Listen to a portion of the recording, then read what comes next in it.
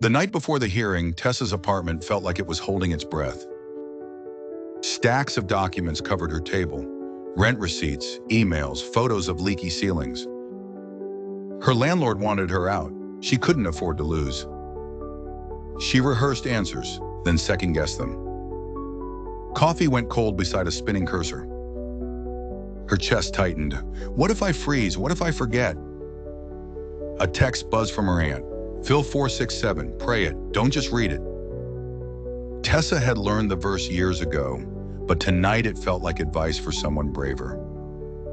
She set her phone down, closed the laptop, and turned off the overhead light. The city hummed through the window.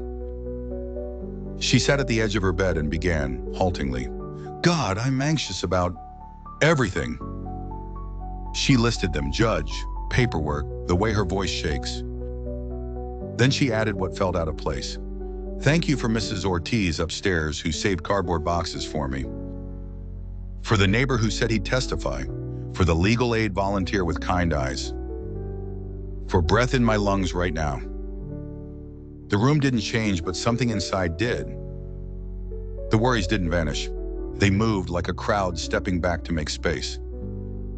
Quiet settled, not empty, but occupied, as if a watchman took his post at her chest.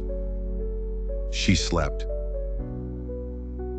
Morning brought rain and a late bus. Still, the quiet stayed. At the courthouse, her hands wanted to tremble. They didn't. When the landlord's lawyer pressed her, she answered plainly. When she didn't know, she said, I don't know, without shame.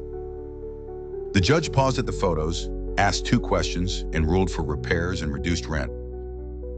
The case would be reviewed later, but for now, she kept her home. Outside, the rain had eased. Tessa whispered the verse again. Peace hadn't come as a guarantee of outcomes. It had come as a guard, standing between her and the spiral. She walked to the bus stop, documents damp at the edges, and felt steady, not because everything was fixed, but because she wasn't carrying it alone.